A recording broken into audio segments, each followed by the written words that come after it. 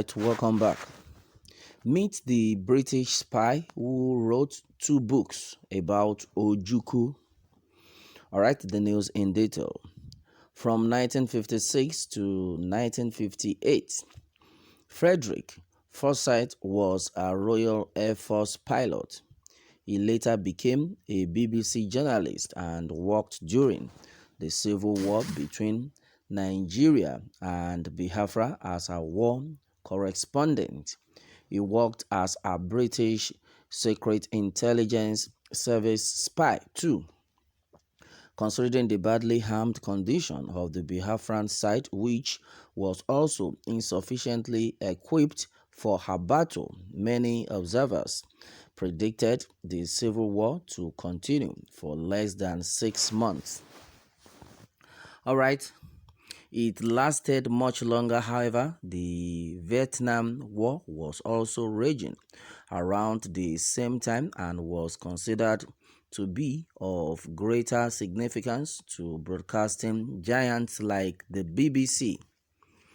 The BBC asked Fredrick Forsyth, their war correspondent in the Biafran region, to move for this purpose. But as a freelance journalist, he found the events in the Nigeria-Biafra war to be more captivating and therefore decided to return to the war-torn region. He announced some years after the war that he worked as a spy for the British Secret Intelligence Service. The M16 kept territories during the Civil War. During his sojourn in Biafra for some 20 years, he remained an M16 spy. He became especially fond of the rebel leader from the Biafran side, Colonel Ojukwu Ojukwu, during his sojourn in areas governed by the Biafran secessionist rebels between 1967 and 1969. He wrote two novels, The Biafran Story and Emeka concerning Ojukwu. Okay, the Biafran Story, which was later changed to be called the Biafran Story, The Making of an African Legend, was the first book by Fredrick Forsyth.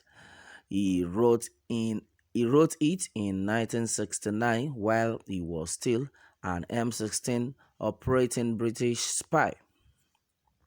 The Biafran Story was a book that provided information primarily of the Civil War, details of events that led to the Civil War and the involvement of Ojukwu in the events that led to the conflict, his role during the war as a rebel leader, and a brief description of life after the war.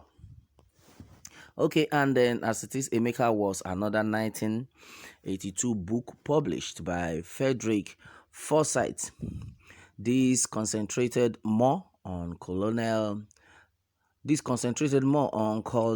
Ojukwu's life. It was more of a biography of the man who led the side of Biafran and provides extended descriptions of his encounters and actions during the Civil War as a rebel leader. Fredrick Forsyth, when Emeka was released, was still a spy. Alright, and these two books acted as some of the Civil War's earliest credible eyewitness accounts. At some point in time, Fredrick Forsyth and Ojukwu seem to have been close friends, as his portrayal of Ojukwu in his books was impeccable. He also seems to have a greater understanding of Ojukwu than many of his own countrymen. Currently, Fredrick Forsyth is a renowned author who began with non-fiction titles and then turned to fiction writing. His books also show his in-depth understanding of spycraft, intelligence, military war, and administration. He says that in life, both a journalist and as a spy, he has had many dangerous experiences. His wife no longer wants him to go to dangerous places again, according to him. The day of the jackal, the dogs of war, the fourth protocol, the kill list, the God's first avenger, and the Odessa file are some of his most renowned works. Many of his works have been adapted into movies, including The Dogs of War. Others have been turned into television series such as Emblem, Avenger, and Condemned Wolverine, The Fourth Protocol.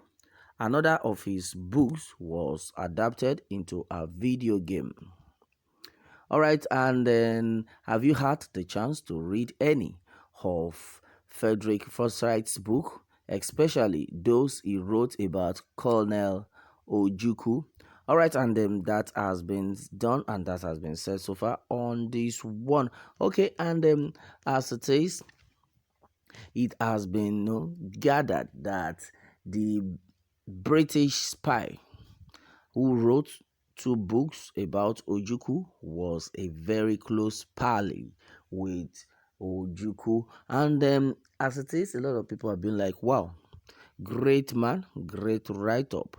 But the truth of the matter is, up to now, Biafra has not been actualized. Okay, what can you do about that?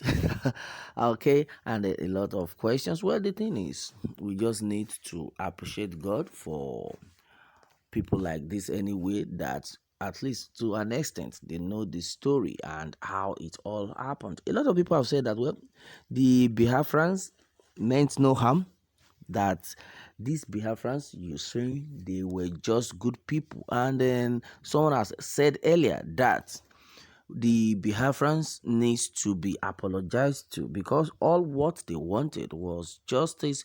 They just wanted to be on their own. Is that too much to ask?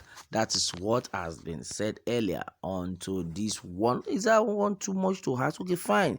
You have not been treating us well. Please, we would like to go in our home path. Let's try and have our own country, because they believe that if they come together on their own, definitely they will be able to achieve better. They were not asking for too much, and they are still asking that, okay, fine, Allah Pharaoh, allow your people to go. That has been the question. But why are you holding your people down, yet you are not yet ready to take care of the same people?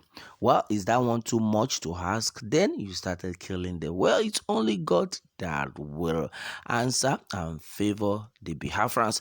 All right, a lot have been said so far earlier before now. Okay, that's it on this one, my people. Meanwhile, let me have your take, and remember to subscribe for more updates. Thanks always.